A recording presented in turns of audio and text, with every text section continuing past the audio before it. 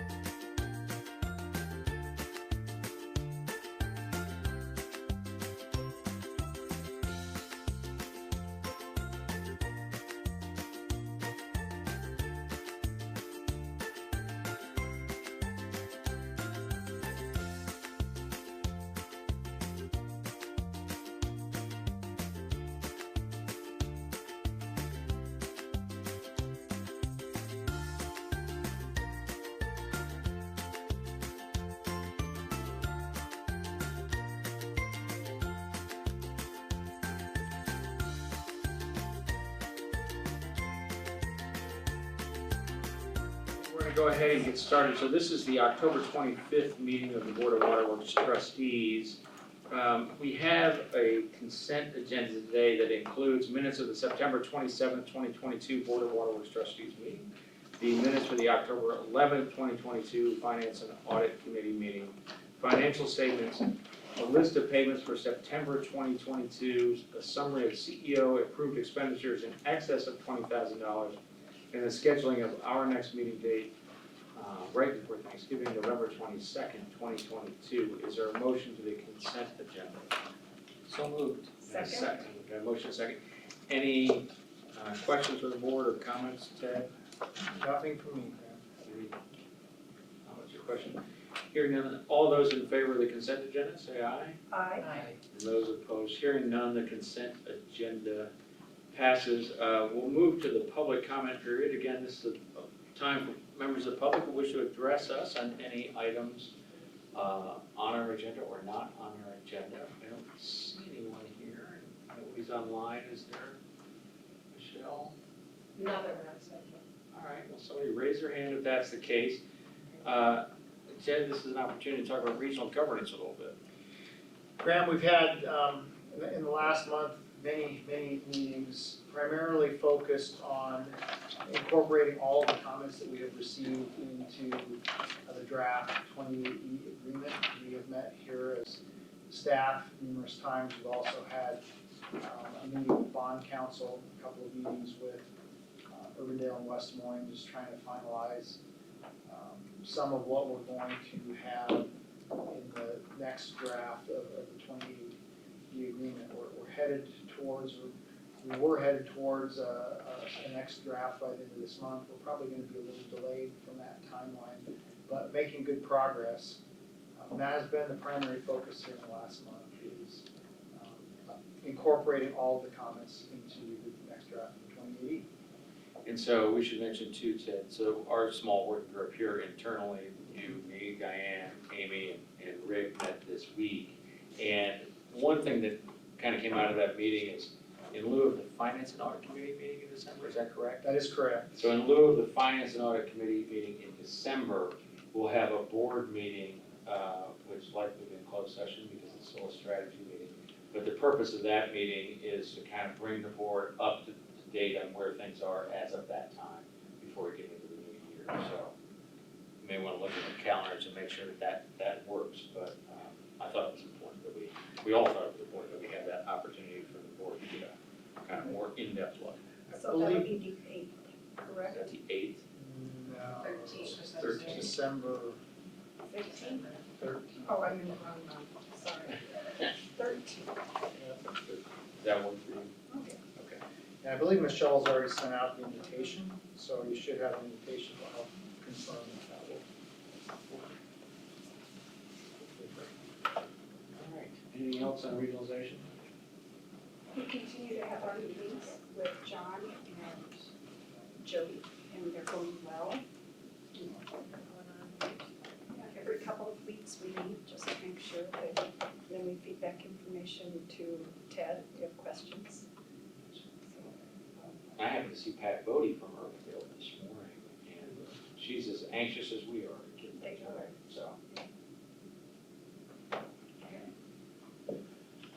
I'm gonna move things around just a little bit, and maybe it's a little out of order, but item I is a resolution in appreciation for departing board member Joel Ashburner. And I'm gonna do this first because we have Sam Carroll here who'd like to talk on that topic. So, Sam, go ahead. Well, thanks, Graham. You know, Joel, we understand you're leaving us. You've been doing double duty with both the utility board and on the foundation board. And since it doesn't look like we're gonna have you for our annual meeting, which we would normally do this, I asked if I could make a presentation to you. This is actually a limited print done by Bruce Bondi, who did the initial conception of the Big Splash, which was our pet name for all of these, that $13 million project out there. And he signed it and labeled it, and we wanted you to have that in appreciation of your service to the foundation on behalf of the foundation board. And got Andrea here, so I'm part of the dual part of the board, but just wanted to appreciate the extra time you put in to help us make this conceptual dream into the reality that we're enjoying today. So That's really wonderful.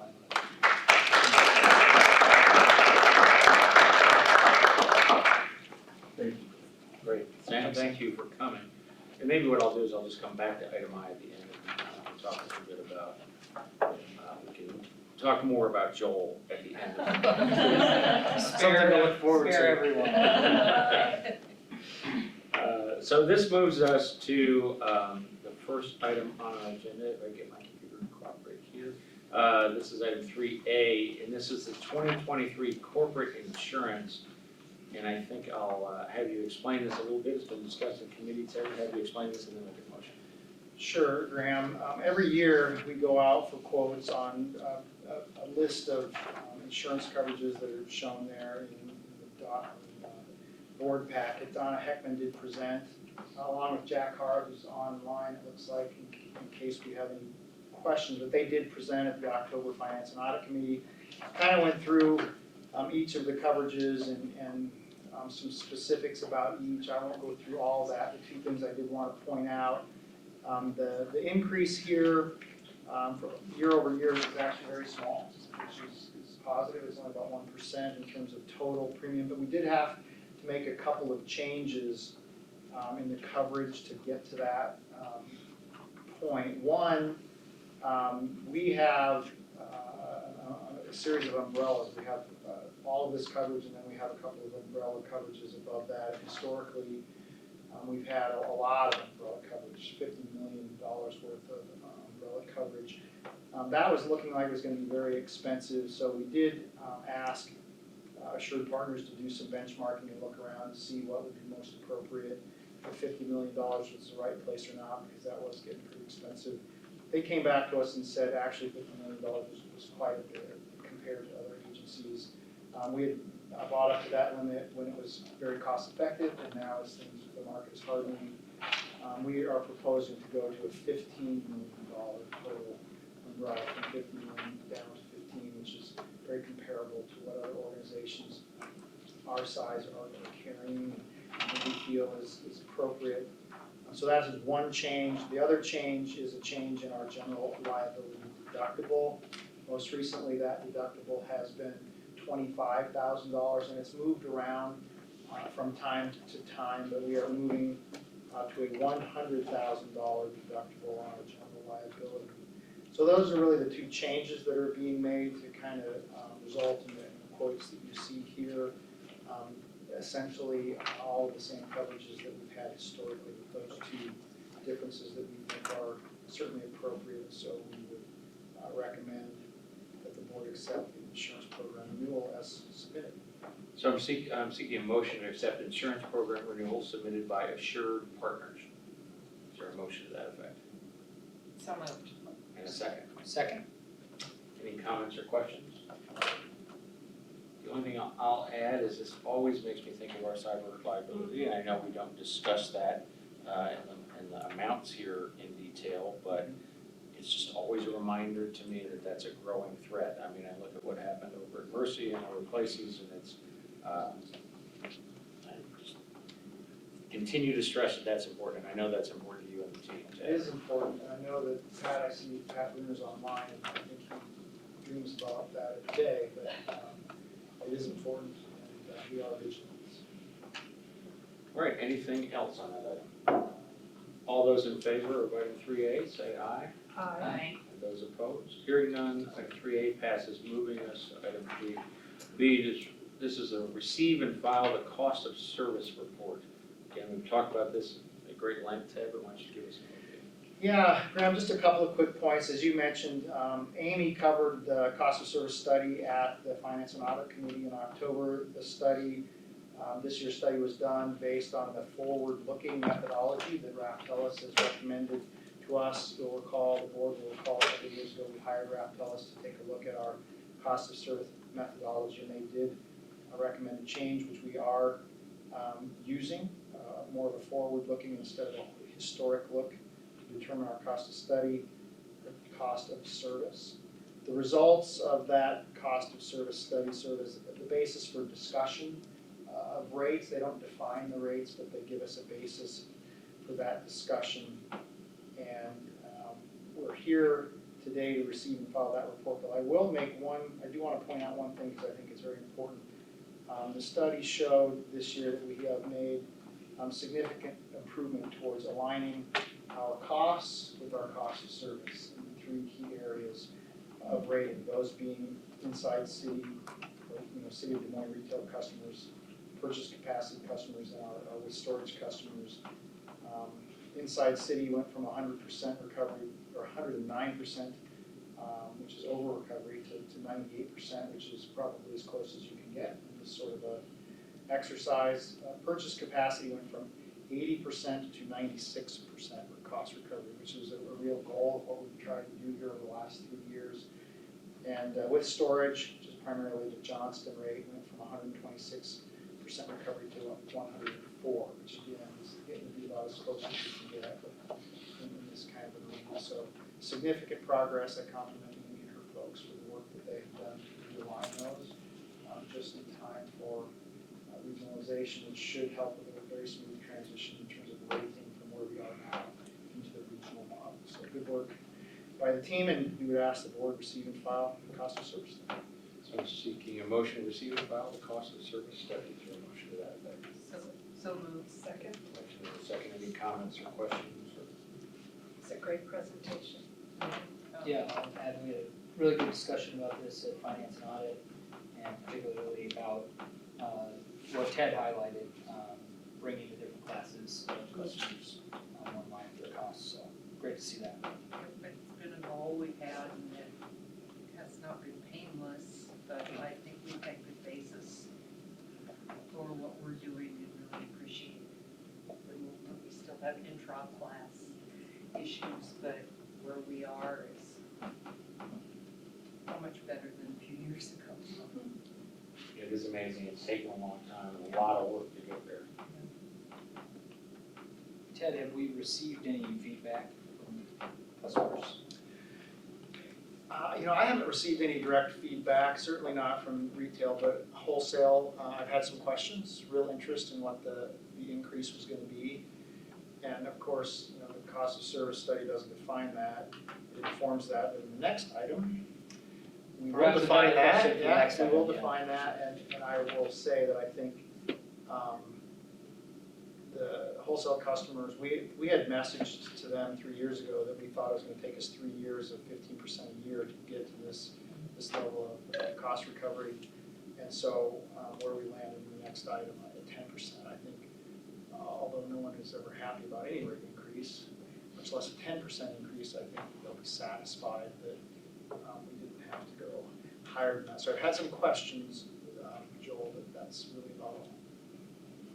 I think that's a fair point to explain here, right? Sometimes assume everybody knows what we're talking about, right? I mean, for anybody that's watching our meeting, the cost of service study is what it is. It examines what it takes for us to deliver our product, deliver water to our various customers. And then the next item on the agenda is actually how we set the rate. So you have to do one to get to the other. So we have a motion and a second to receive and file the cost of service study. Is there any further comment or questions on the second? Hearing none, all those in favor say aye. Aye. Aye. And those opposed? Item 3B passes. So So as I mentioned, item 3C is the approval of the proposed 2023 water rates. This is what actually impacts all of our customers, and so this is important to have. Yes, Graham, and based on the cost of service and the item we just received and filed, staff is recommending a 5.5% rate increase for our inside city customers, which will be the majority of Des Moines Waterworks direct retail customers. 10% rate increase for the wholesale purchase capacity customers as a class. As I mentioned, there's still some intra-class issues there, but we're proposing across the board 10%. 0% again for our wholesale with storage, which is primarily the Johnston customers. And then also some small variations you can see in the chart on the following page. There are some small customer classes with a little bit different proposed rate increase here or there. Also, we're recommending no increase in the availability fee or the flat fee that's charged to each customer every month, or in the capital improvement fees that are charged in some of our service areas. As I said, all of that is summarized in the chart on the next page. So unless there are questions, we would recommend that the board approve those rate increases according to the table on the next page. So the motion I'm seeking is a motion to approve the proposed rates according to the attached schedule to be effective for all water bills issued on or after April 1st, 2023, and direct staff to publish the adopted rates as provided by law. Is there a motion to that effect? So much. And a second? Second. We have a motion second. Comments or questions on this item? You know, the one thing that I'll add on this is, as you look through these rates, I think it's just another example of why we've been working so hard to pursue regionalization. I mean, you know, a simple, simplifying of rates, a joining together of resources to plan for the future. I mean, this really is where the rubber meets the road, right? I mean, it's how all of our customers, whether they're current wholesale customers or retail customers, you know, what affects their bottom line. So I just take a moment and look at this, and this is why we're working so hard to move forward.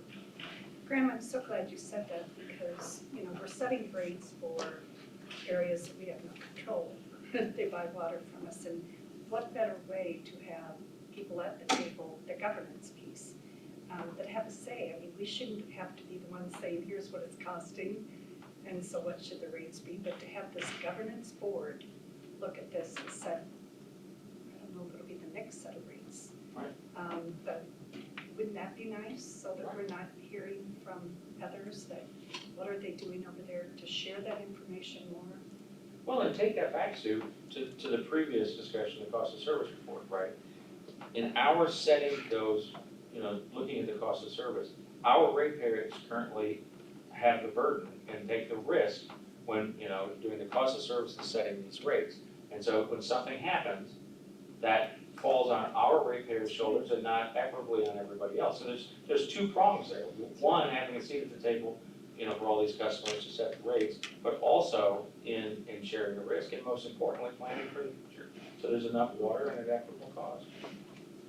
So I didn't mean to get on the soapbox, but I just thought for a moment it was important for us to think about what these rates mean and how these rates hopefully will change in the near future with regionalization. Oh, and I also wanted to remind, and this goes back to our meeting last month, that when we talked about the customer survey and the satisfaction and those kinds of things, that we have benchmarked our rates, and our rates remain very competitive compared to what others pay across the state, so. And I was just looking, well, change subject slightly, I was just looking at the same slide Michelle's just pulled up, and I appreciate staff setting out the average monthly increases for customers.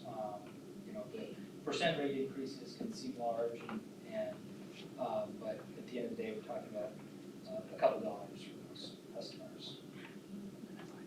So Joel, when you get to DC, will you let us know how the water rates compare? Because I think you're gonna maybe wanna come back. I think so. I'll let you know what the commute times too. Yeah, take water with you, but I don't think you can take your commute. I think so. And I will say finally that I know Ted, for the staff, this wasn't an easy year to think about rates and as we talk about budget in the next little while. I mean, this is tough to get us to this point. And I appreciate the fact that we got here with the smallest increase we have, but we also didn't sacrifice anything. You know, there was a time in Waterworks history where we had 0% rate increases, and the cost was we were kicking the can down the road when it came to investing in infrastructure and other things, and we don't want to do that, and I don't feel like we've done that here this year. I don't think we have, Graham. You make a great point, and all of these items kind of overlap, and so we're kind of talking about things that are coming up, but we did have a significant challenge ahead of us because of inflation this year, and especially related to the costs of water treatment chemicals that we use. The water treatment chemicals alone increased $3.2 million above what they were just 1 year ago. And, that's out of a total operating increase of $5.1 million, for 3.2 into one line item. It was a bit of a struggle, but fortunately we were able to find a way to meet all of our needs and with a 5.5% rate increase, which I think is positive. I didn't mean to jump ahead of the budget, but I mean, No, I it's know, all I know. related. It is, it's all related, exactly. All right, anything else? All right, all those in favor of item 3C, say aye. Aye. Aye. And those opposed? Hearing none, item 3C passes. Moving to 3D, the 2023 budget. Establish a public hearing date as the date of the November 2022 board meeting. So as Ted and I were just talking about, our next item is to talk about the budget. And this is scheduling the budget. Is there anything you want to add to that? I do want to just make a couple of quick points here, Graham, and maybe you've already made them, but Michelle Holland gave up the budget presentation at the Finance and Audit Committee, a very busy meeting. That Finance and Audit Committee meeting was almost $85.5 million in revenue, $58.1 million operating budget, which is a 9.6% increase. In large part because of $3.2 million more in chemicals. But the 9.6% increase did not result in a retail increase that high. $62.5 million capital budget. Over $28 million of that is going to be from rate revenue. And then we're planning to use some SRF funding, some regional participation. So actually some ARPA money from the city of Des Moines. The city of Des Moines did contribute $2 million of ARPA money to Des Moines Waterworks to replace water mains. I recognize that. $1.5 million of that will be spent in 2023. And then a couple of $1 million from other sources to balance that budget for 2023. And today, as you already said, Graham, we're just seeking approval to establish a public hearing on our budget for next month. So a motion to establish the date of the public hearing is the date of the November 2022 board meeting to act on the approval of the 2023 budget and direct staff to publish notices set forth by the board policy manual. Is there a motion to that effect? So moved. A second. Second. Ted, the one thing you triggered me to think about was you were talking about the ARPA money and the city providing $2 million for main replacement, which is welcome. I know you're also, working with the county and others as we look at, the customer-owned lead service lines and trying to figure out, cooperative efforts between the city and the county like that. We haven't been told no yet, Right. but it is, since you took a moment to appreciate the city in advance of them doing something, I'd like to, keep my fingers crossed, but thanks to the county and the city for hopefully working together to figure out an innovative way to replace lead service lines. I think that's a great point, very timely. In fact, we're meeting with the city and the county on Friday to discuss the potential of doing a pilot project for lead service line replacement. There's a lot of federal money available right now But frankly, there are a lot of challenges, a lot of hurdles with the way that money is being dispersed.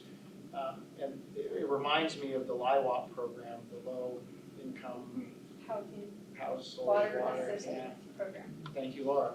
That came out during the pandemic with a lot of money, with a lot of hurdles, and we're having a lot of trouble figuring out how we're gonna disperse that money in the state of Iowa. But Laura was instrumental in working with the state of Iowa to get over those hurdles and figure out, and we're well over $1 million received. 1.5 million. $1.5 million that we've received to help not only our customers, but to help us. So there's real value in working through these hurdles, getting over the hurdles. Frankly, I think they look to us as the largest utility in the state to help with that. We're gonna try to partner with the city and the county to do something very similar with lead service lines. And we're very hopeful that they will come to the table and recognize this is a community problem. It's not just a water utility problem. And help us fund a pilot program that will allow us to demonstrate how it can be done. Again, I've done this now 3 times, I think, where I've gone off topic, but No. you started it, and I wanted to keep going with that. So we have a motion and a second, I believe, right, on this item? A motion and a second on item 3D. All those in favor say aye. Aye. And those opposed, hearing none, item 3D passes. Item 3E is the Berwick Water Association 28E Total Service Agreement. Ted, explain this. Graham, total service contracts, we have several of them where we enter into a 28E agreement with public water supply, Pleasant Hill, Windsor Heights, others. In this case, it's Berwick, to basically provide all the services they need to provide water to their customers. We have had a total service agreement with Berwick since 2013. The most recent of those total service agreements actually expired in June of this year, so we're continuing to provide the service even though we don't currently have an agreement. Both parties would like to continue that relationship, however, it's serving Berwick very well, we're certainly willing to do it. We are proposing a new agreement, a 5-year total service 20-year agreement.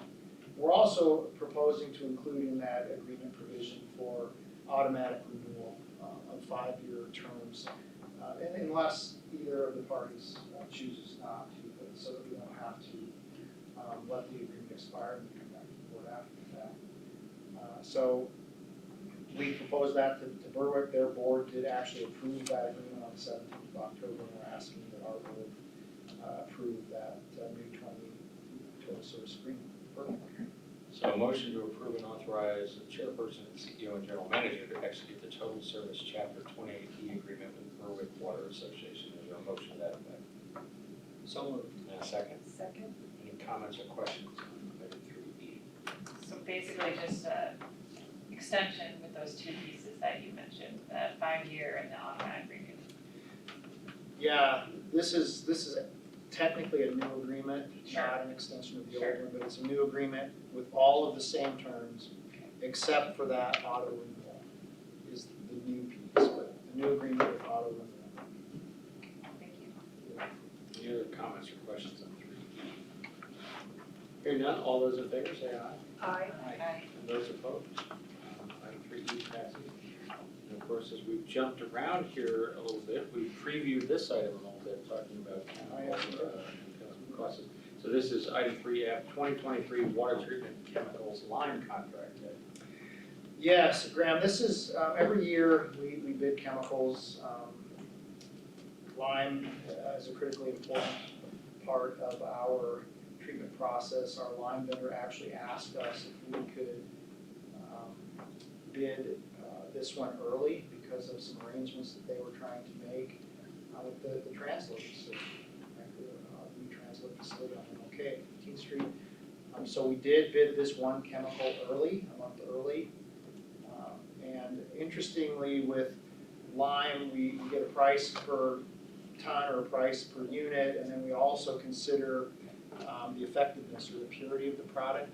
And we apply a purity factor to the price per ton, and then we pick the most cost-effective based on a combination of those 2 factors. So we have done that, gotten the bids, done that analysis, and once again this year, Mississippi lime has been identified as the most cost-effective source of our water treatment line for the 2023 calendar year.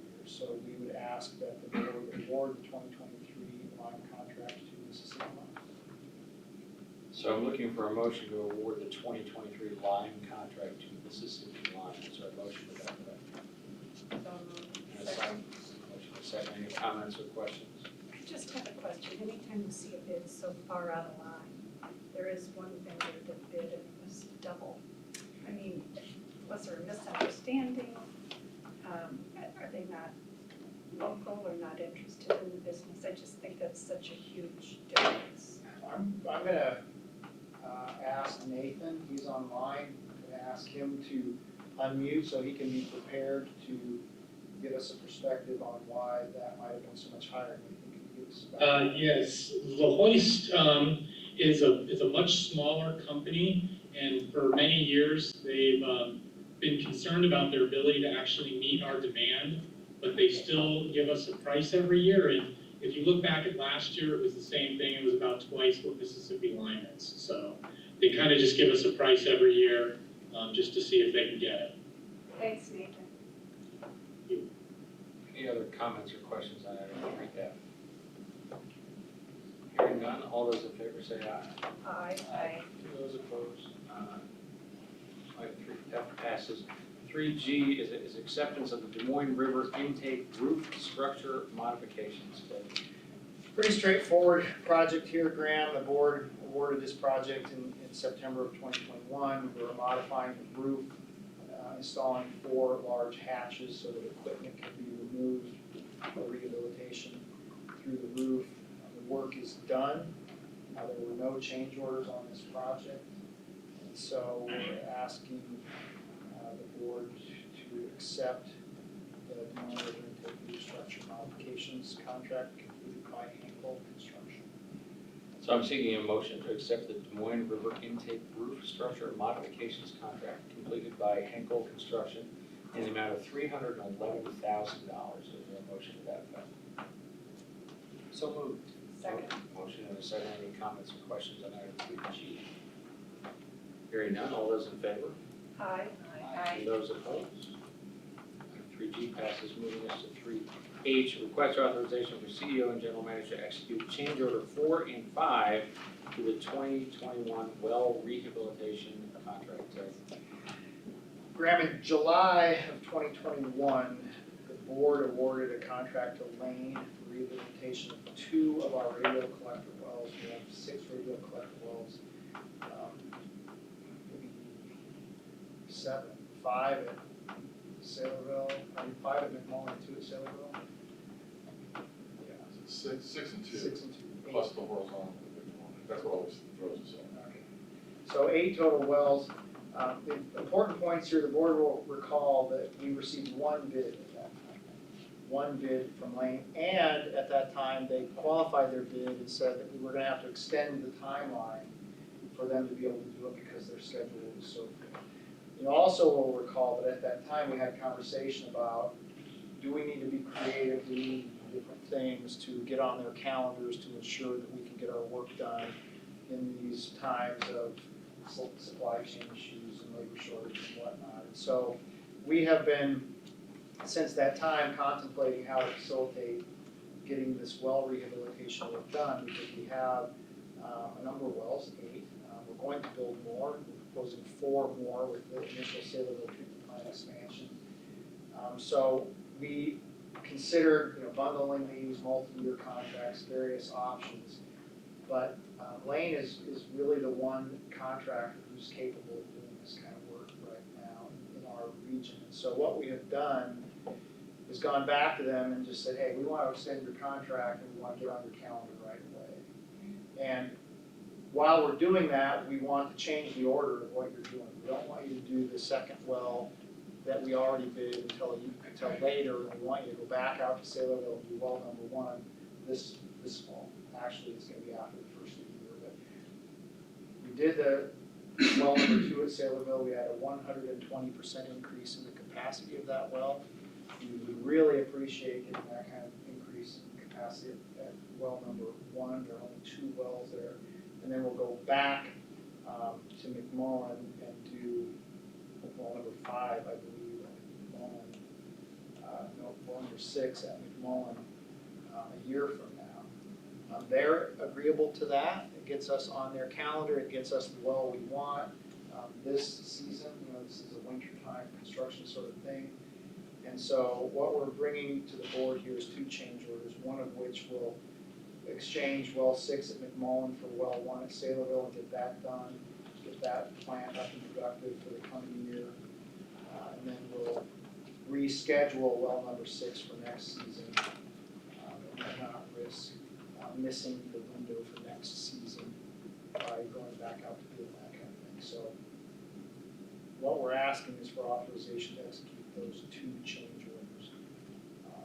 One to add essentially well number 1 at Saylorville, and the other to delay well number 6 at McMullen out a year, because there is a cost implication there. It's a little more expensive to push that out, but it keeps us on the schedule and gets the work done that we have to do. So I'm seeking a motion authorizing the CEO and general manager to execute change order number 4 in the amount of $599,630, and change order number 5 in the amount of $123,495 to the 2021 well rehabilitation contract. Is there a motion to that effect? So moved. In a second. Second. Motion second. Any comments or questions on item 3H? I became confused on the years, and as you're moving something to another year. So the fiscal impact, is that in fact coming from 2021 and 22? Or when you're moving it out, is that coming to the next budget year? We have funds in 2021 and 2022 that will cover this work. That would cover all, Yes, even though we're moving it out? correct. Thank you. And the total addition is that $599, but it's actually, it's more like 800,000, isn't it? When you add, 700, yeah, you have to add those 2 numbers together Right. to see the entire fiscal impact. So we're adding a well, an entire well, which is about $600,000. Okay. And then we're moving the other one out in time, remobilize it. We are having to pay that additional cost okay, for that a year plus of sure, inflation, I guess we'd call it. okay. Yes, that is, you're looking at it correctly. Any other comments or questions on 3H? All those in favor say aye. Aye. And those opposed? Motion 3H passes, which moves us back to item 3I, which is picking on, giving our appreciation to Joel. Let's just. My thing is closed here, but I don't need it. Joel joined our board and at a busy time in his life. You were finishing law school, I believe, at the time. You had to pass the bar. You and your wife decided to have a baby. You started a new job, but you never missed a beat serving on this board. And it didn't go unnoticed. I mean, you had a very busy schedule, and you could always be relied on to be at meetings and provide really valuable insight to this board. And it was appreciated. It was appreciated by me, and I know it was appreciated by everyone else. I'll let them speak, but you and your wife, your family, you're embarking on what I think is a great opportunity. We are sorry that it's not in Iowa, that it's somewhere else, but we wish you all the best as you go forward, and you will be missed here. Your insight on this board is valuable. Any comments? Ditto, but Joel, he'll be back. I think this is a great step forward for your family. But I know what's the most important thing to you, and you'll take care of your family, and when you do come back, let us know.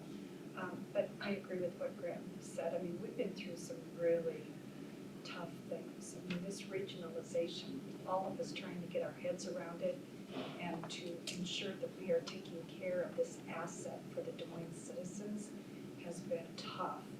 And through all that, you were the one that would call sometimes and say, am I looking at this correctly? What does this mean? And how about this? And really try to dig down and not just go with the flow, but to really understand it. And that's what I appreciate, so thank you.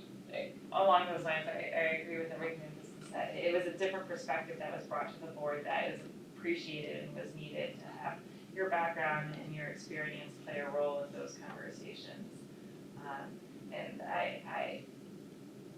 it's been, not only because of regionalization, but just the status of everything with, you know, the cost of our supplies, the pandemic, all the things. I forgot to throw that in. Right, Yeah. does that make it I forgot an about easy time to join the board and to be able to dive deep into the board? When we're online, offline, in person, out of person, very different. So I appreciate, you going through that with us, and look forward to you coming back. That's a All fascinating point. party time. Fascinating point. What I forgot is that Joel really did he started the pandemic. He was appointed in February of 2020, and we didn't see you in person for many months. One in-person meeting. Right. I think we had one. I think we literally had to cancel your orientation because of the pandemic. Yeah. So Joel Very started. happy with it. Yeah. It's just, Yeah. it's surprising to me, you've been here 2.5 years. And I can only echo what everybody else has said. I thought that the word in here that really, in this resolution is thoughtful, and I always really appreciated, as Andrea said, you know, taking time to bring things up, always prepared.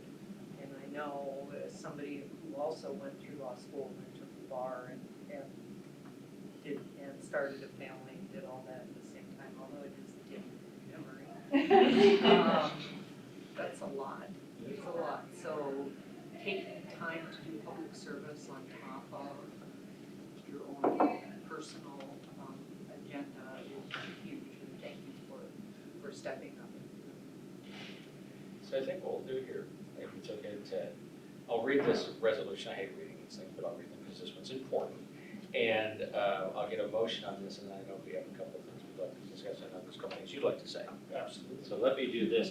So I'm looking for, here's the resolution I'm looking to have us approve as a board. Whereas Joel Ashburner was appointed to the Board of Waterworks Trustees in February 2020. And whereas Mr. Ashburner's term as Board Waterworks Trustees will end with his resignation effective October 22nd, 2022.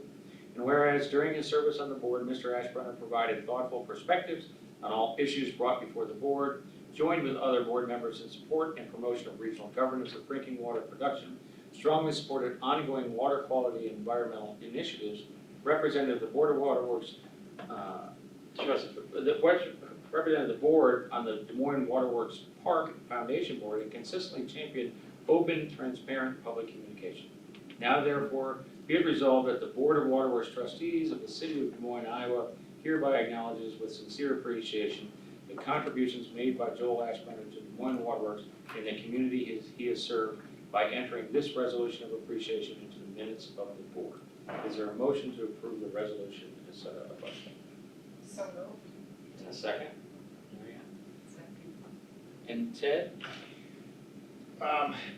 Just a couple quick thoughts from me, and then we have just a couple of small tokens of our appreciation. First of all, the three things that I remember, one was we had to cancel the orientation because of COVID. I hope that doesn't happen again. Just saying. Number two, we had the opportunity to visit every other week, and I really enjoyed those, and I always thought your questions and comments were so thoughtful and insightful. I really appreciated those discussions. And number three, as stated in the resolution, Joel, was always my open, transparent public conscience, always asking, when is that going to be on the website? Don't we need to be getting that out to the public? And that's been really helpful for me. So that's what I will remember about your service here. Appreciate it very much. And then, Michelle, do you have access to the tokens of appreciation? We have two. Surely you have more important things going on. No, we don't, right, not at this moment in time. Just a little Des Moines Waterworks swag that you can wear around in DC. Yes. Nice logo sweatshirt and an umbrella. I hear it rains there. It doesn't rain here anymore. So we don't need these here. And one other thing, and I have to say that this last thing, we're going to talk a little bit about strategic initiatives. incentives and employee recognition, and we have a new employee recognition team that is retooling some of what we do. And one of the things that we have been trying to retool is our retirement gift, okay? And our retirement gifts have been pretty traditional, a clock, and you hear often, you know, why do you need a clock when you're retired? It stopped 3 days after I retired. So we've retooled, and we come up with something that we hope people will appreciate, and the inaugural version of that gift is in this bag. And it's, Number and one, Joe. it's for you, and first I want you to just to note the heft of this gift. And then go ahead and just open that really fancy wrapping. And let's take a look at the new retirement. Oh, gift. sweet. Isn't that pretty great? So cute. So we Hold hope it up to that will remind you of your service on the Moines Water Works board. And This is great. if you're attacked, you can throw it at somebody. It'll hurt them. Yeah. Solid brass and stainless steel. And that is gonna be the retirement gift that we give to our employees going forward, and that's the first one, so congratulations, and thank you.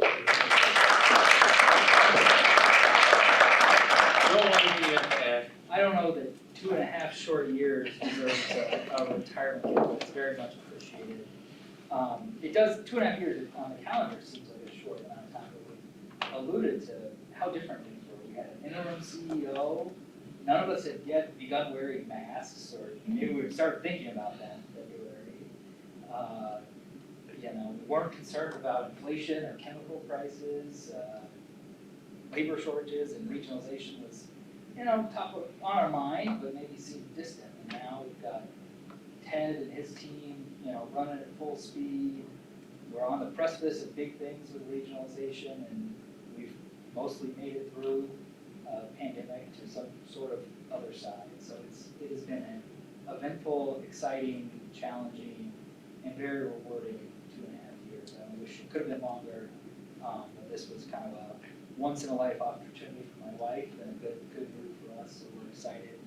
And I also wanted to say how impressed I've been consistently on, you know, every interaction with the professionalism and the dedication and the creative problem solving of Waterworks staff. I've dealt mostly personally with Ted, but you know, with everyone on the team, it's clear the commitment, passion, and talent everyone here brings to this organization. So I've been very impressed and with the board as well, and just a real honor it's been to serve with all of you. So thank you. So to make sure that we do this right, we have a motion and a second to adopt the resolution. All in favor, say aye. Aye. And those opposed, hearing none, that passes. And I'll take this moment. I abstain. I'll take this moment to introduce Alec Davis. Alec, raise your hand. Alec is our new board member. So as we have one departing, we have one coming in. And so make sure you introduce yourself to Alec. Ted has already given him a binder, his first binder of many to come. And we'll be scheduling, and Ted will be scheduling a couple of orientation sessions for him, maybe a third on regionalization, but he will be at our next meeting. And he is gonna, and I've explained our committee process, that we all attend every committee meeting, but he'll officially be assigned to finance and audit, and Diane has agreed to chair finance and audit, you know, until the end of the year, and then we'll have some new assignments. So, welcome, Alec. We look forward to working with you. Can we hear from Alec a little bit? Sure. So everyone knows about the best pizza in town. Yeah, for those of you that haven't had the pleasure to meet, my name's Alec Davis. I'm Des Moines native, grew up on the north side, went to Hoover. I left for 15 years, came back 4 years ago, started a pizza company. We're Delco Pizza now, over by Drake, in the Drake neighborhood. We have a second location coming in Ankeny, and then we were also the team that approached the foundation about the beer garden this summer. So if you have a chance to check that out. We're still gonna squeeze one more weekend out, but had a chance to operate that. I think I probably spent more time in Waterworks Park than any person in the last 2 months, so I've got a great feel for what that is. It's an asset for us as a community. Excited to be joining the board to learn about the utility and the benefit that it provides for our community, and getting a chance to hopefully provide some valuable insight and input. And Alec, I would encourage you, I mean, I think I know you'll have an opportunity to meet with each one of us on the board, but I would try to get with Joel before he leaves town, because he's a valuable resource, and I think you could gain a lot of information from some kind of Joel. All right, so, enough talking about Joel, please. We'll move on to our information items. Board and committee reports, planning committee. We did not meet this past month. Makes it simple. Yeah. The finance and audit committee did, we've discussed quite a bit, is there anything? We did meet and out. We had a big agenda. I think we've discussed all of it here today. Cost of service, water rates, and budget. Great. And I'm gonna talk about the Bill Stowe, and I keep trying to change this, and I never say anything to Michelle.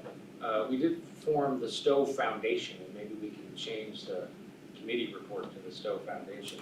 It's been an exciting period of time for the Stowe Foundation. As I've discussed with you over the summer, the Stowe Foundation funded a research project in conjunction with Lakeside Labs to begin looking in to the education and research hub concept. And I'm going to turn this over to Andrea in a minute, because she chaired a meeting this morning to discuss the next steps. But the Stowe Foundation and Lakeside Labs presented, if you will, a mid-year report on that study. And before I talk about the second thing, the Stowe Foundation's walk out, I'm going to hand it off to Andrea a little bit to talk about what you see as the next step of our potential partners there. Sure, I mean, our, like any project that you're trying to get off the ground with multiple partners, there's a lot of discussion, and a lot of anxiousness to move things forward, but making sure that you're doing it in a meaningful and intentional way that's going to actually produce sustainable results that lead to something bigger and better.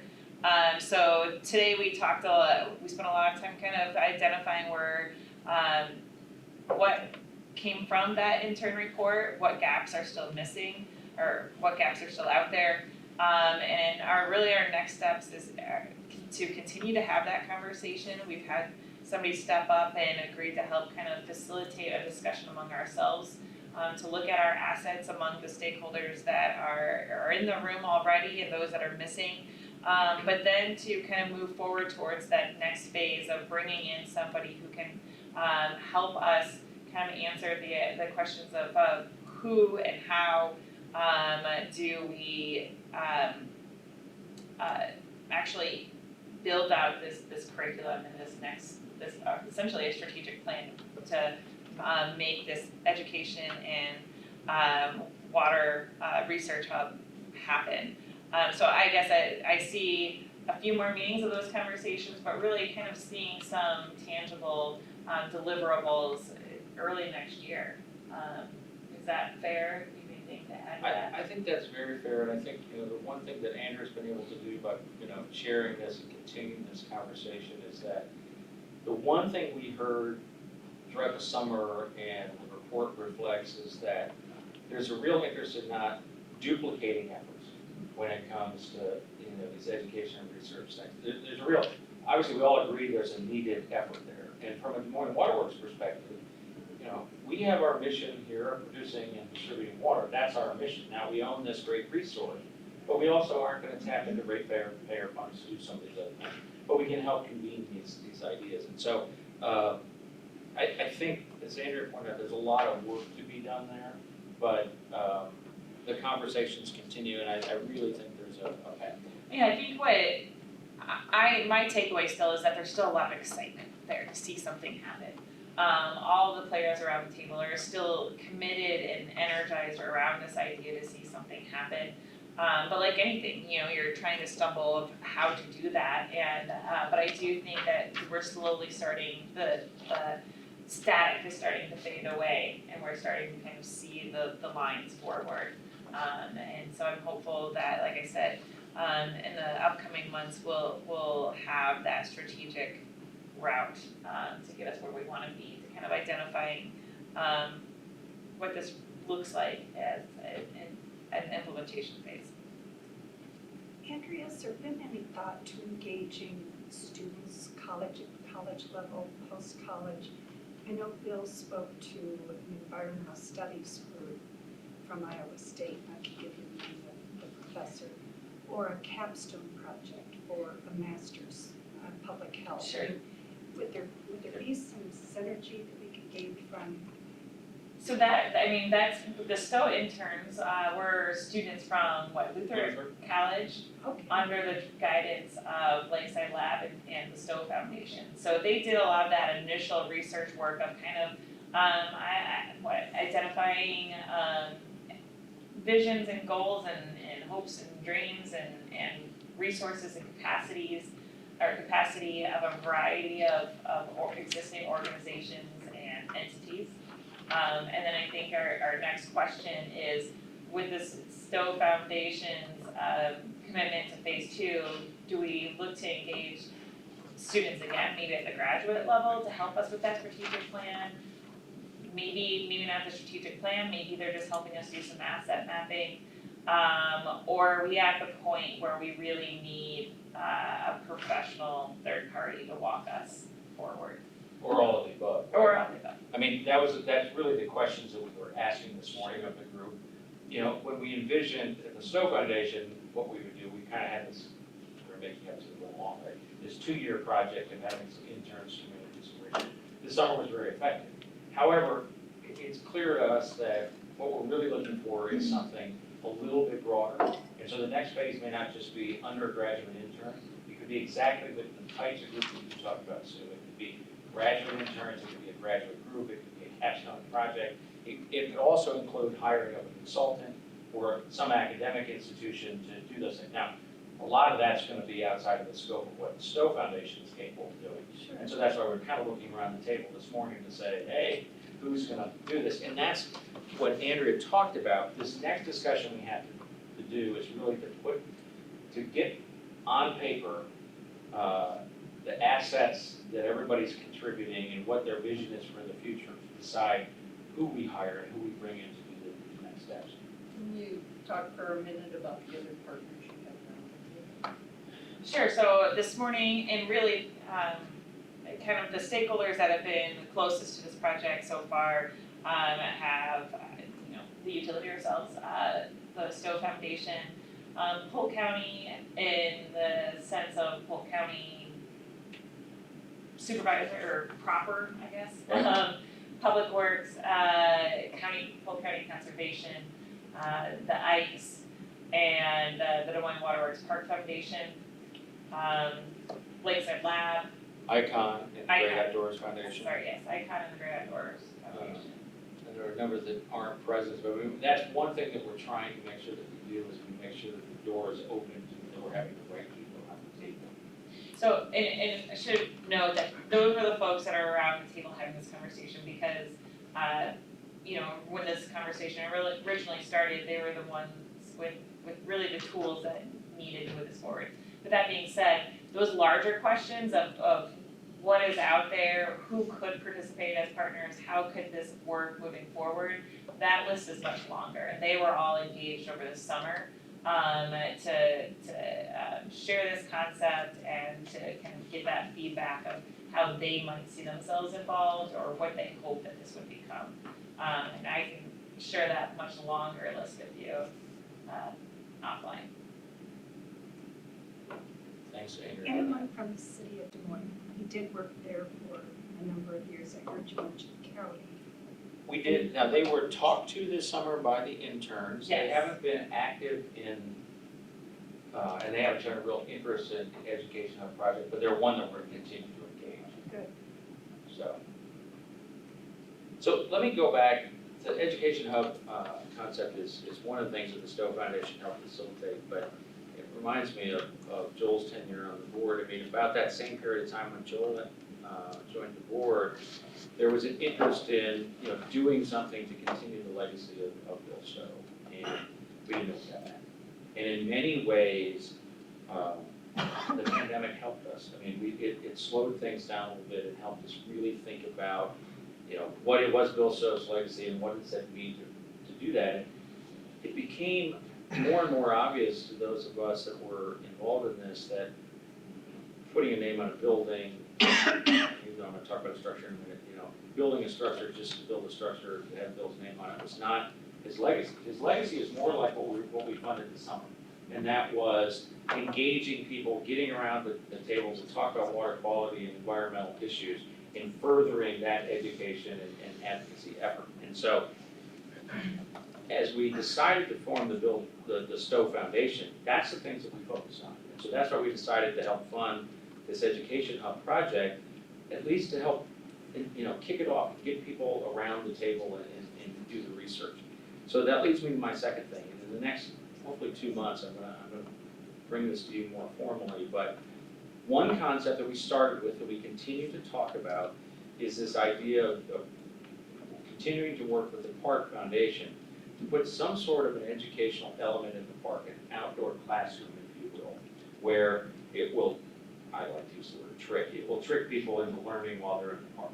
So that while they're here, they can learn about education, or they can learn about water quality issues, environmental issues, and other things, which fits in entirely with the park's mission of what they see as their future. And so the Stowe Foundation would, as I say, would join with the Park Foundation to kind of further that vision. The outdoor classroom really took, and I may have mentioned this at our last meeting, took a turn over the last few months when we decided, let's stop thinking about the structure so much, although about structure, and think about what it's going to do, and that's educating people. And the Stowe Foundation engaged with Jordan Weber, a local artist, he's a national artist, but he's from Des Moines, he went to Hoover. He actually was, I think, a classmate of Alex. But Jordan does wonderful things, and he's currently at Harvard doing a fellowship there, or at Yale. He did a Harvard fellowship last year, he did a Yale fellowship this year. But the idea was to have art drive the design of the classroom. And Jordan has come back to us with, and I'm not gonna ruin it by telling you too much about it, because hopefully I'll have a more formal thing to show you. He's given us some initial renderings of something that I think would be very exciting in the park. Obviously, we'd have to raise money for this, the foundation would, and we do that, but I'll bring that to you in the next couple of months, but I wanna, the reason I'm kind of telegraphing what I'm going to do is I wanna assure this board that, as usual, this board is the one that has to make the decision, does it fit in the park, and is it gonna fit in, and are we working jointly with the Park Foundation, how's it gonna be funded, and is it gonna be taken care of down the road.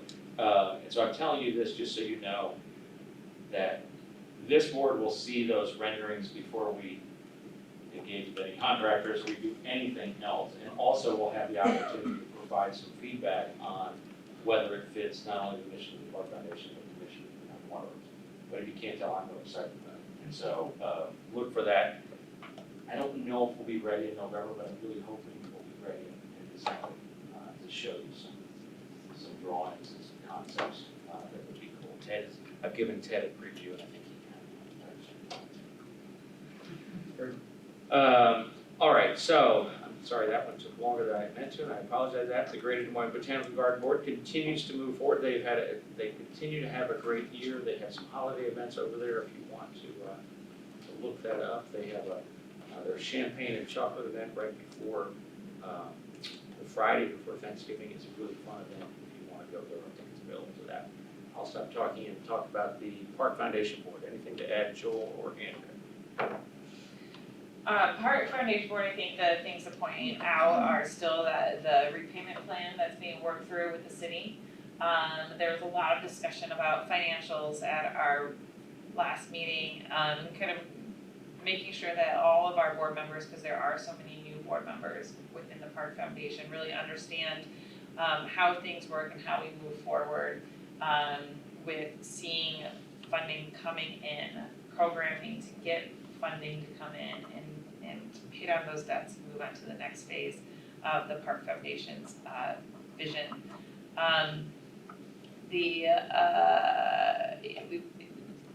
Part of that goal is launching a lot more programs. That's where I just realized I first met Alec. He came and spoke about the partnership with the Beer Garden and the success that that's been seeing. I think that's great success, more than anticipated, which is very exciting. And kind of thinking through what our calendar will look like next year, there was one other item that I wanted to note, and it is not coming to me. So I will turn to Joel and see if he has anything else to add. No, nothing of substance to that. Great, thank you. One thing is just real quickly back to this outdoor classroom idea that I offered to hit on, I think it's kind of the main point. As we thought about the Stowe Foundation and what Bill's legacy was, building an outdoor classroom, our goal is not to have something that's called the Stowe Classroom. If what we end up building had another entity's name on it, didn't have anybody's name on it, that's not the important thing. And when we show you the design, you'll see this, we have a creative way that Bill's legacy remains part of this endeavor, but it's not the thing that overshadows it, which is part of the thing that's actually, I think, that make Bill happy. But anyway, we'll get there. All right, Ted, I'm gonna turn it over to you. A couple quick things for me, Graham, before we do the strategic plan update. One, continuing our theme today of talking about water treatment chemicals. We bid the rest of our treatment chemicals this week. The prices were high as expected, but within budget. The one interesting thing is we got no bids on soda ash, which is one of the chemicals that we use, which is very unusual for us to receive no bids for a chemical. And so staff has spent some time this week reaching out to vendors, suppliers, manufacturers, and they're telling us that this is very much a global supply chain issue. The Ukraine situation is interfering with the supply chain there. Europe has stopped exporting soda ash and is actually importing it. Domestic suppliers are sending all of their soda ash abroad or are planning to, and they don't have any for us. Can I stop you for a second? Can you tell us where soda ash is used in the process? Yes, I can. It's part of the softening process, but we only use it when there's a certain water chemistry, when there's non-carbon hardness that has to be removed to soften the water. So that typically happens in the winter or when the water levels are very low, like now. So we have been using some soda ash this year. Some years we don't use any. Some years we use a lot, but it's all part of the softening process. It's not like chlorine where we couldn't disinfect the water. It's not that critical, but it's part of meeting the self-imposed standards related to hardness. We would very much like to have it on hand. So we've been looking. We think we've found a vendor who's willing to supply us the fairly small amount of soda ash that we need compared to other folks, but just be advised, we, for the first time in my recollection, had 0 bids on one of our chemicals for water treatment. So that's item one. Item number 2 relates to office hours, the open hours of this office building for walk-in customers and the call center, when the call center is going to be available for full service calling customers. Ever since the pandemic, our walk-in traffic has been very much reduced here. For a period of time, obviously, we were closed and people just got used to paying their bills other ways. We've gotten very good at the online paying, remote paying. So we don't have the walk-in traffic that we used to have. The other thing that we have noticed is, currently our office is open from 7:30 to 5, which is longer than a normal 8-hour shift, and so we run a split shift. So in the morning between 7:30 and 8, there are half the CSRs here, customer service representatives, and then that last half hour between 4:30 and 5, again, the other half are still here.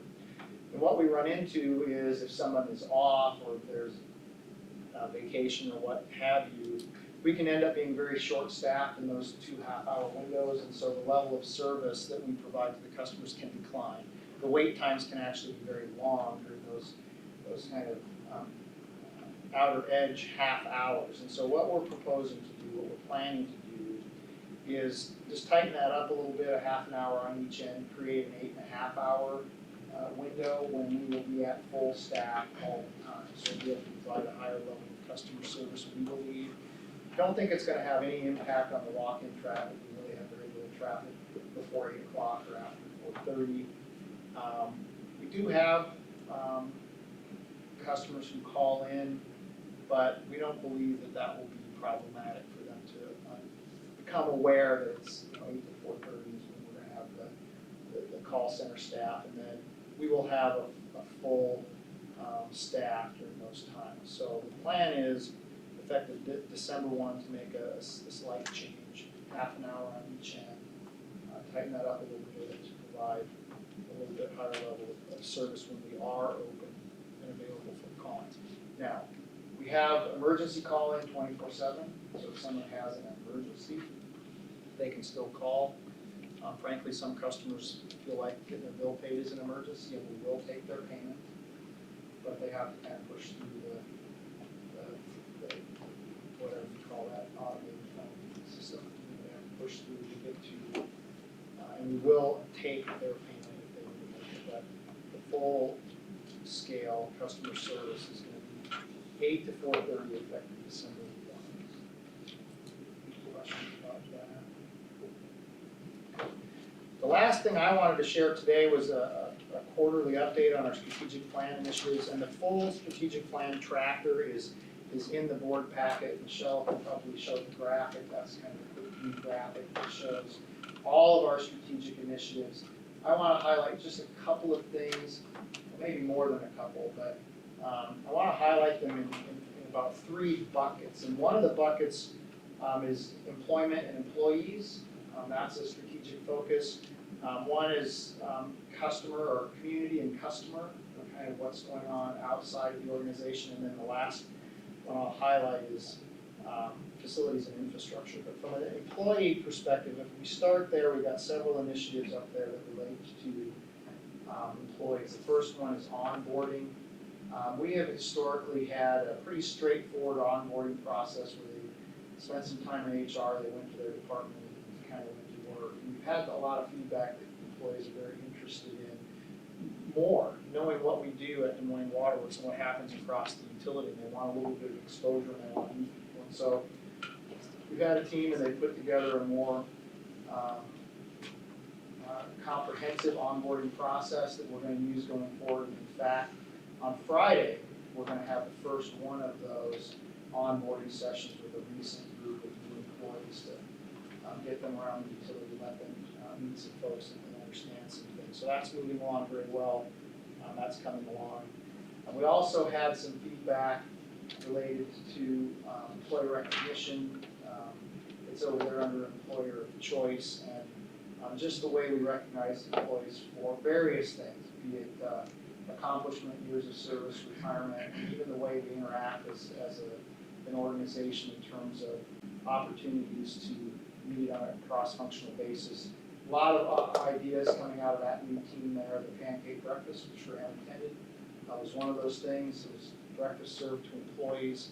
125 or so employees attended that. It was very successful, very popular. They have been looking at our retirement gifts. This is one of the outcomes, frankly, which I think is a real positive. Just a lot of very thoughtful consideration of how we recognize and treat our employees. Can you talk a little bit, because you and I have talked about it, and I know I've talked to Bill Blueball and others here about other things you're doing with communications. I mean, I know that, one of the reasons you had the pancake breakfast was people don't often get, in one department, go to see other people in other departments. And I know that's something that has been expressed. Are there other things that are coming out of this group or that are being discussed by this group about improving that interaction, improving communication, whether there are, problem issues in the organizations or what have you? One of the things we hear from our employee surveys is that there aren't enough things that bring all employees together. Departments will have departmental luncheons and they'll do things in their departments, but there is this sense that, everybody doesn't know everybody. And so one of the missions of that group is to figure out how we can get groups together. Another kind of overarching initiative with a number of the strategic plan initiatives is trying to do things through cross-functional teams. And the diversity initiative that we're going to talk about in a minute is a perfect example. I know Bill sat on the team and selected the consultant. Jennifer sat on that team. But we're making a concerted effort to reach out to various departments and pull people together. The Waterworks Social Club, I think is the name they've chosen, is kind of the employee recognition team, and they have more than a dozen folks, and every department is represented. So we're trying to get a sense of what would be enjoyable to people, what do they want to do, how do they want to interact, and we're working really hard on that because we do hear from employees that we don't do enough of that kind of thing. And I think, I'm all for this, why I got up early to come to pancake breakfast, and which was fun. But, you know, the other thing that you and I have talked about, and others have talked about, it's deeper than that too. It's problem solving. And, you know, I'm really, and I know you're committed to this, but that making sure that employees have the opportunity to be a part of solution finding, raising problems when they're here and discussing them. Right. And so, you know, I know that's on the agenda, and I don't want anybody to walk away thinking it's all pancake breakfast. No. There's some no. real a- real issues here that need There's to a be addressed. method to the madness, if you will, and part of it is everything, giving people a voice, letting them, you know, interact with others across the utility and making sure that they know who to talk to and be part of the solution. A couple of other things related to employee and employment. We've had a lot of questions across the utility about staffing levels and that kind of thing.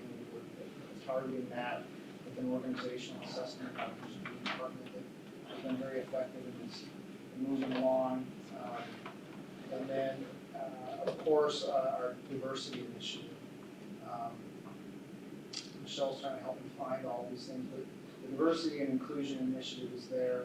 We did hire a consultant, we had a cross-functional team that participated in selecting that consultant. They've done a lot of work communicating with employees, and now we are on track to finish that project and have recommendations from them. And that really, I think it's important to understand that, you know, in this first year of that process, we're not implementing things, we're seeking to understand and getting recommendations from a consultant. And so, This one's interesting too, Ted, the fact that when we talk about regionalization, I mean, this is something that we're gonna have to think about how we hand off to Central Iowa Waterworks, because a lot of these jobs, you know, are eventually gonna move over to Central Iowa Waterworks. And I continue to think that solving the diversity issue here at Moines Waterworks is a long-term initiative. I mean, we're gonna have to make some investment in people that, you know, to get them trained, to get them, you know, to part of this organization. And I know Doug is interested in this, I'm talking about. But, I mean, whatever we start here, we're gonna have to think about how we transfer that to Central Iowa Waterworks as that board and that, you know, new group of people get their feet on the ground so that we don't lose ground in diversity as we move over to Central Iowa Waterworks. critically important. The demographic is changing so dramatically. And it's not just a question of employment, who we employ, but it's a question of customers who we serve. Absolutely. Making sure we understand both sides of that equation. Moving on to community and customer, we talked already at the board level about our Voice of the Customer survey. We had some KPIs related to finding a consultant there, getting them to conduct the survey and sharing the survey results. We've done all of those things, and then we're going to move forward in the first part of next year with identifying ways we're going to address some of the opportunities that were identified in that. Identifying a joint project. We have a really exciting joint project that we're embarking on with the University of Iowa. They've got a grant from the National Science Foundation to evaluate the implications of bottled water marketing and how that influences our customers, and especially our underserved customers, in terms of whether they have confidence in tap water, whether they're spending a lot of money on bottled water. And then the Clean Water Support Group is the last bar there on engaging the community. We kind of retooled our Clean Water Support. We always have had, for a long time, have had a program where we supported initiatives in the community, kind of retooled that, partnered with some good groups this year that we think are going to help us connect to the community more, as opposed to only a real focus on just water quality initiatives and that. And we kind of retooled that to try to make it a community outreach initiative as much as anything. I would throw regional governance in that same customer community, sort of a realm there. I think the board is very aware of regional governance and what's going on there. The KPI here was related to communication, and we're working pretty hard on communication, but it's, we've got a plan, it's kind of on hold until we get to the point where the agreement is ready to be signed. You're well aware of all the work that we've done on regional governance so far this year. Related to infrastructures and facilities, CIP, that's capital improvement plan expectations, that's an important part of reinvesting in our facilities and making sure that we are doing all the reinvestment we need to do.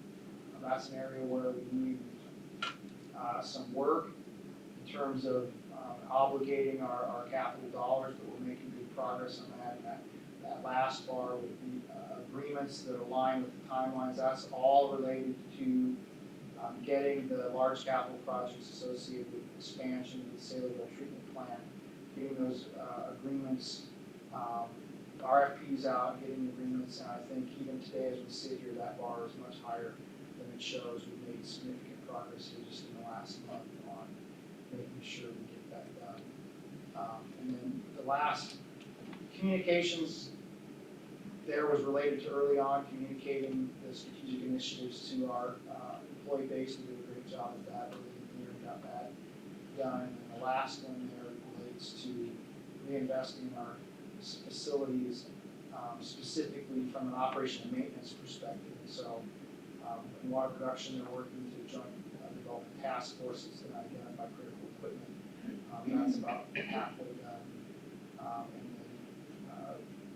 water distribution has a hydrant replacement program that they implemented to replace a group of hydrants that need to be replaced but have been difficult to get replaced because of their location or their depth or those things we really need to do. So we're making good progress. We have met already with the supervisors to identify our priorities for next year, and our KPIs, and after the first of the year, we'll have those formalized and ready to present to the board. That's the update. Any questions? Yes. I have a question. 2 months ago, the board took some action under recognition, or we'll call them retention bonuses. Yeah. Any feedback on that, what you've heard from the employees? I heard a lot Good. of very positive feedback. Personally, I got numerous emails from employees just saying, hey, this is great, we really appreciate it. This is valuable, thank you for recognizing. So I personally, in a non-scientific way, would say we got a lot of positive feedback. I don't know anyone else. Bill, do you have any thoughts on that? You heard from your folks on what they? A lot of positive feedback, Ted. Yeah, I think it was well received and. The timing was great. Right when gas was at the highest price, kids are going back to school. I mean, I really appreciate you bringing that to the board.